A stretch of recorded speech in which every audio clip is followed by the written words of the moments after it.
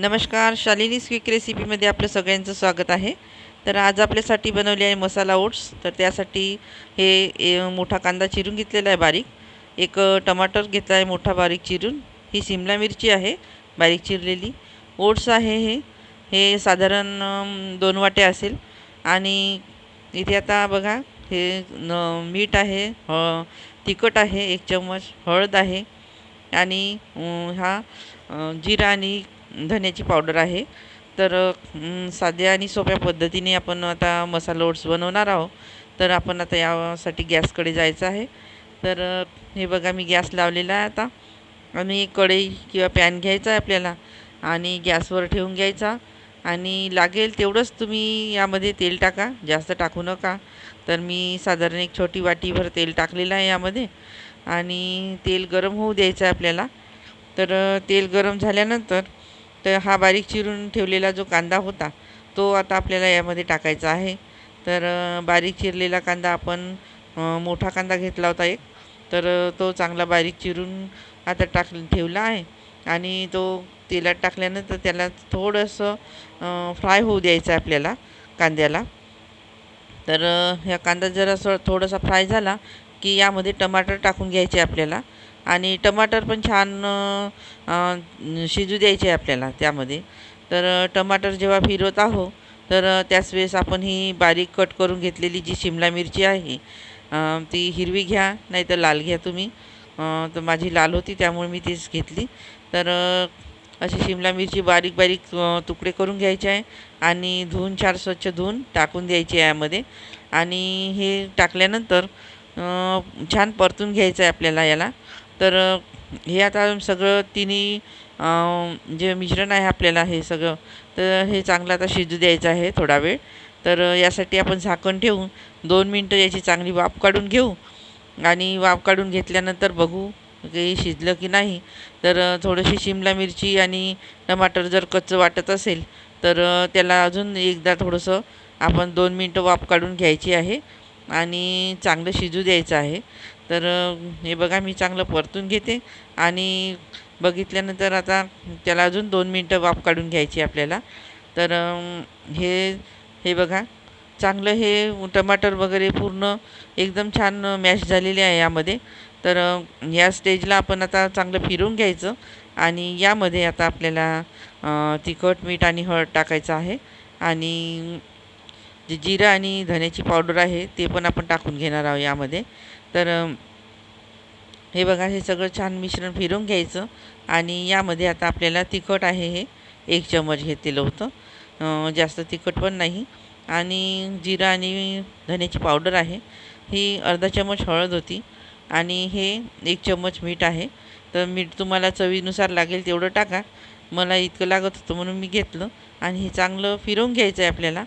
तर फिरवल्यानंतर यामध्ये हे ओट्स टाकायचे आपल्याला. तर हे बघा आता मी हे ओट्स टाकून घेते यामध्ये. तर बघू शकता तुम्ही. तर हे ओट्स टाकल्यानंतर हे आपण छान फिरवून घ्यायचं आहे. आणि फिरवल्यानंतर यामध्ये आपल्याला पाणी टाकायचं आहे. तर हा मसाला पूर्ण याला लागला पाहिजे अशा तऱ्हेने चांगलं फिरवून घ्यायचं. आणि मग आपण पाणी टाकून याला शिजवू. तर हे बघा मी पूर्ण असं फिरवत आहे. आणि व्हिडिओ आवडत असल्यास लाईक, शेअर आणि सबस्क्राईब करत चला. आणि बेल आयकन दाबायला विसरू नका. आणि कॉमेंट बॉक्समध्ये लिहा तुम्हाला कसे आवडले नाही आवडले ते. तर हे बघा आता पूर्ण छान फिरवून झाल्यानंतर यामध्ये आपण पूर्ण पाणी टाकून घेणार आहोत. तर हे पाणी जे आहे ते एकाच वेळेस तुम्ही टाकून घ्या. नाहीतर थोडं थोडं जर टाकून तुम्ही ओट्स फिरवले तर ते पूर्ण असं घाटा झाल्यासारखा होईल.